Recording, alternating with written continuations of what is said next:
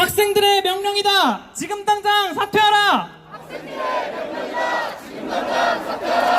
학생들의 명령이다. 지금 당장 사퇴하라. 학생들의 명령이다. 지금 당장 사퇴하라. 네, 현재 저희 주최 측인 총학생회가 추산한 결과 현재 이 자리에 700여 명의 학우분들이 함께하고 계십니다. 네, 뜨거운 열기가 전해지고 있는데요. 중간에 다시 한번 안전관리와 관련된 사항을 전달드리도록 하겠습니다. 양옆에 청테이프 라인은 안전통로로 이용되고 있습니다. 착석해 주신 여러분들께서는 청색 라인 안쪽에 앉아주시고요. 통행하시거나 이동하실 분들께서는 이동 통로를 이용해 주시길 바랍니다. 그리고 화장실을 이용하실 분들은 학생회관 1층에 있는 화장실을 이용해 주시길 바라고요. 집회 취지에 어긋나는 정치적 구호나 행위를 하시는 분은 저희 주최 측에 의해 강제 퇴장당하실 예정이니 이 점 또한 양지해 주시길 부탁드립니다. 또한 주변에 저희 중앙집행위원 10여 명이 안전요원으로 배치되어 있으니 문의사항이나 안전사고 발생 시엔 안전요원에게 말씀해 주시길 부탁드립니다. 다음으로 두 번째 사전 신청 발언자 모시도록 하겠습니다. 현재 공과대학 학생회장이신 화학생물공학부 16학번 임지연 씨를 모시겠습니다. 큰 박수로 맞이해 주시기 바랍니다.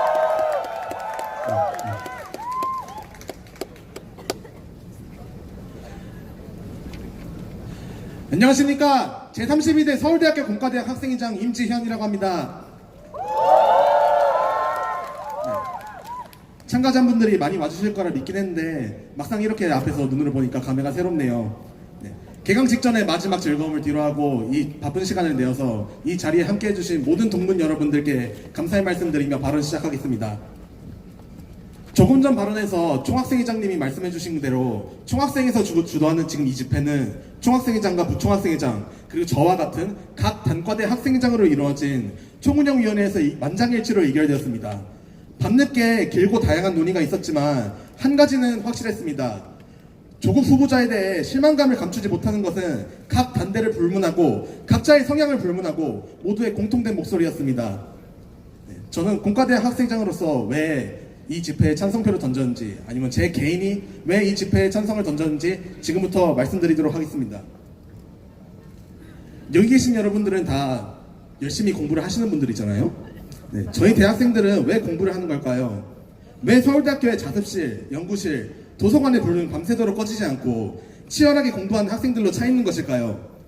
누군가는 순수한 학문적 호기심의 성취를 위해서일 수 있습니다. 누군가는 학점 취득 혹은 자격시험 합격 등 공부를 통해 안정된 미래를 원하는 것일 수도 있습니다. 그 외에도 가지각색의 다양한 이유가 있을 것입니다. 각자의 목적이 무엇이든 공부를 계속할 수 있게 해주는 원동력은 바로 노력한 만큼 보답을 받을 거다라는 믿음이 있다고 생각합니다. 각자의 배경이 무엇이든 부모님이 누구든 공부를 하면은 모두가 자기가 공부한 만큼의 대가를 받을 거다. 모두가 노력한 만큼의 대가를 받을 것이라는 믿음이 바로 학생들을 뒤에서 북돋아주는 원동력이었다고 생각합니다. 하지만 그 믿음은 바로 조국 후보자님이 깨져버렸습니다. 다른 누구도 아닌 현 법무부 장관 후보자에 의해 말입니다. 논문 하나를 쓰기 위해서 지금 이 순간도 잠을 줄이며 한자 한자 논문을 쓰고 있는 대학원생들이 있습니다. 조국 후보자님 말과 똑같습니다. 조 후보자님의 딸은 이를 비웃듯 단 2주일 만에 인턴으로 SCI급 논문의 제1저자 자리를 뺏었습니다. 단 한 달만이라도 연구실에서 인턴을 해보신 분들이라면 이것이 얼마나 말이 안 되는지 아실 것입니다. 학부 졸업생조차 처음 연구실에 들어가면은 사수에게 기본적인 실험 장비 조작법, 안전수칙, 연구 방법들을 배우며 시작합니다.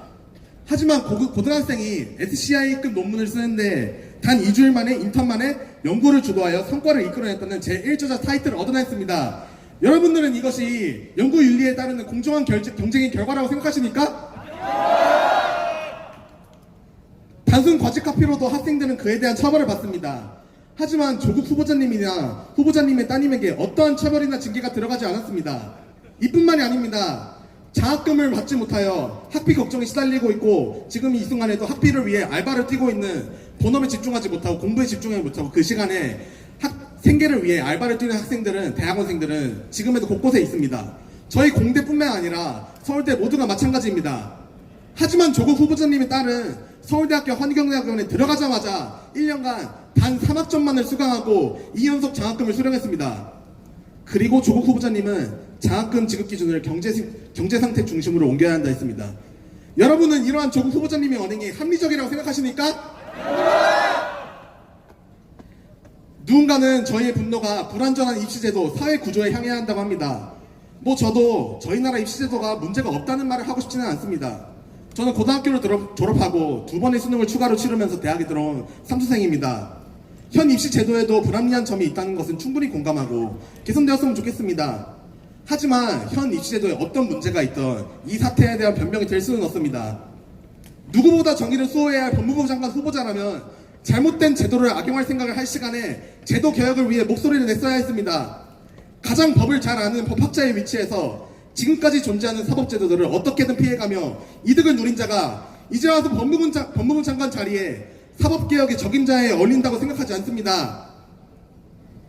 고위직이 있을수록 그에 따른 책임이 따른다는 것은 본인이 뱉은 말에는 책임을 질 줄 알아야 한다는 것은 한나대학교의 단과대 학생회장인 저도 잘 알고 있습니다.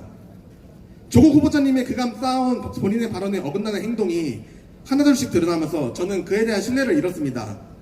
사회를 향해 내뱉었던 조국 후보자님의 촌철살이는 많은 사람들을 따르게 했지만 결국엔 본인을 찌르는 칼이 되어 돌아왔습니다. 대학 입시형 외고를 폐지해야 한다 주장하셨지만 교수님에 따른 이미 외고에서 논문을 제1저자로 등극하며 대학에 진학을 했습니다. 장학금을 경제상태 중심으로 지급해야 한다고 하셨지만 교수님의 과정만은 예외였습니다. 주식, 부동산, 펀드를 비판하던 교수님은 가족이 사모펀드 투자 의혹에 휩싸였습니다. 그동안 부정부패를 겨냥해왔던 교수님의 팬끝은 이제 교수님의 심장을 찌르고 있습니다. 본인의 말에 본인이 얻어맞는 이 이중적인 모습의 법무부 장관 후보자를 여러분들을 받아들일 수 있으십니까? 조국 교수님께 말씀드리겠습니다. 당신은 달랐어야 했습니다. 제발 이번에는 다를 거라는 국민들의 기대를 당신은 저버렸습니다. 서울대 법학전문대학원의 교수이자 법무부 장관 후보자의 자리에 오른 당신은 그저 위법은 아니다라는 구차한 변명을 늘어놓는 모습이 아니라 저희 조국의 정의와 공정함을 수호하는 모습을 보여줬어야 했습니다. 하지만 당신은 국민이 영원하던 정의로운 사회를 위한 집행자가 아니라 사법개혁의 칼자루를 쥘 적임자가 아니라 그 칼자루가 향했어야 할 그늘 속의 특권자였다는 사실이 드러났습니다. 따라서 조국 교수님께 마지막으로 부탁드리겠습니다. 아마 어딘가에서 이 집회를 보고 계실 가능성이 상당히 높겠죠?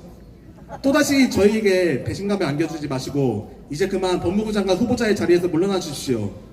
부디 저희의 마지막 기대를 저버리지 말아주시고 정의롭고 공정한 사회를 위해 이만 물러나 주시길 간곡히 부탁드리겠습니다. 감사합니다.